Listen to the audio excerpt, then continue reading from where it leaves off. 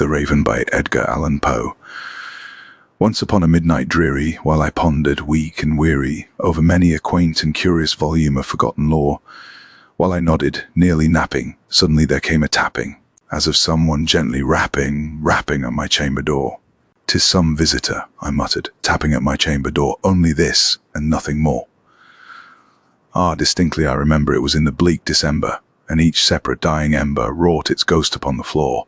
Eagerly I wished the morrow. Vainly I had sought to borrow from my books surcease of sorrow. Sorrow for the lost Lenore, for the rare and radiant maiden whom the angels name Lenore, nameless here forevermore. And the silken, sad, uncertain rustling of each purple curtain filled me with fantastic terrors never felt before. So that now, to still the beating of my heart, I stood repeating, "'Tis some visitor entreating entrance at my chamber door. Some late visitor entreating entrance at my chamber door. This it is, and nothing more." Presently my soul grew stronger, hesitating then no longer. "Sir," said I, "or madam, truly your forgiveness I implore.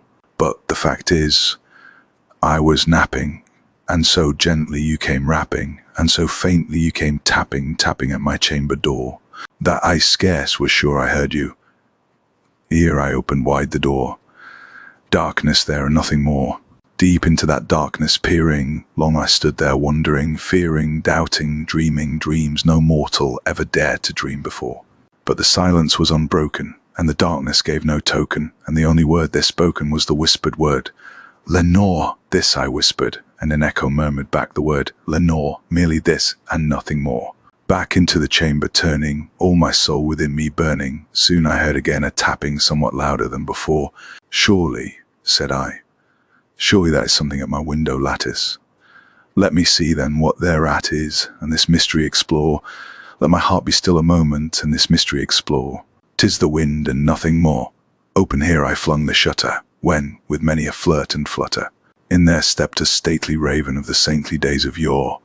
Not the least obeisance made he, not an instant stopped or stayed he, but, with mien of lord or lady, perched above my chamber door, perched upon a bust of Pallas just above my chamber door, perched, and sat, and nothing more. Then this ebony bird, beguiling my sad fancy into smiling, by the grave and stern decorum of the countenance it wore, "Though thy crest be shorn and shaven, thou," I said, "art sure no craven, ghastly grim, an ancient raven wandering from the nightly shore. Tell me what thy lordly name is on the night's Plutonian shore." Quoth the raven, "Nevermore." Much I marvelled this ungainly fowl to hear discourse so plainly, though its answer little meaning, little relevancy bore. For we cannot help agreeing that no living human being ever yet was blessed with seeing bird above his chamber door, bird or beast upon the sculptured bust above his chamber door, with such name as Nevermore. But the raven, sitting lonely on the placid bust, spoke only that one word, as if his soul in that one word he did outpour. Nothing farther then he uttered, not a feather then he fluttered, till I scarcely more than muttered, "Other friends have flown before, on the morrow he will leave me, as my hopes have flown before."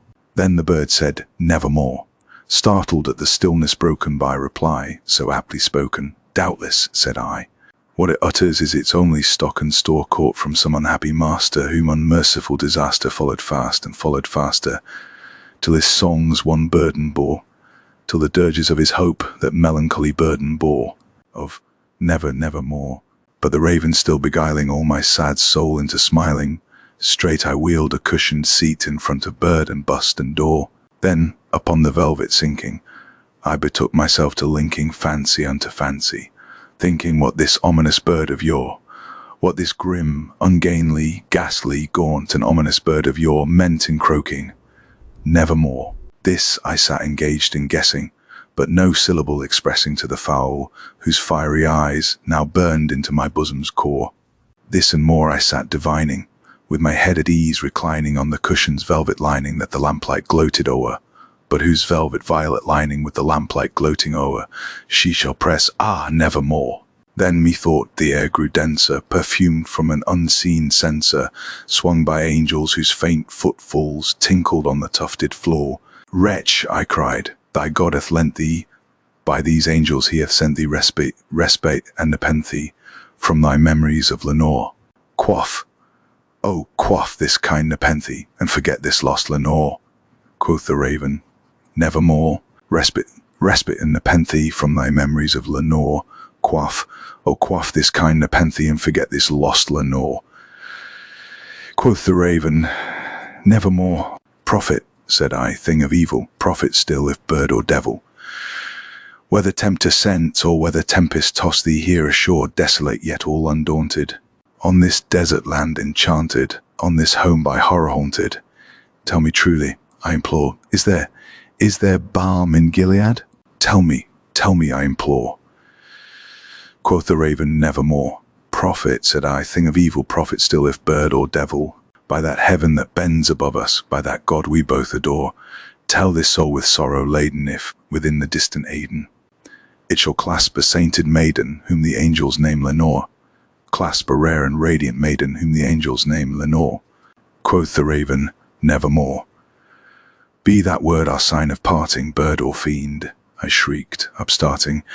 Get thee back into the tempest and the night's Plutonian shore. Leave no black plume as a token of that lie thy soul hath spoken. Leave my loneliness unbroken. Quit the bust above my door. Take thy beak from out my heart, and take thy form from off my door. Quoth the raven, Nevermore.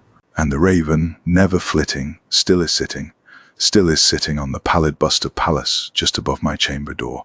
And his eyes have all the seeming of a demon's that is dreaming in the lamplight o'er him streaming, throws his shadow on the floor. And my soul from out that shadow that lies floating on the floor shall be lifted. Nevermore. Read by Sir Charles Hindle Jones.